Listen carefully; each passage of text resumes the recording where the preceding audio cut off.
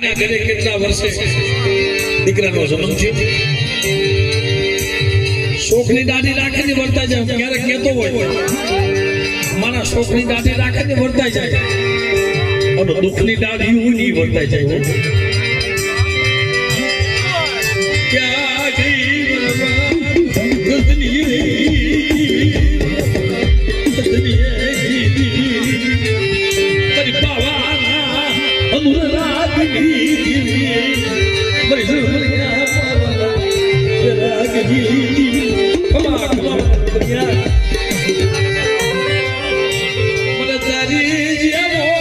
ખેલો રતનિયા મન મળે મને તારી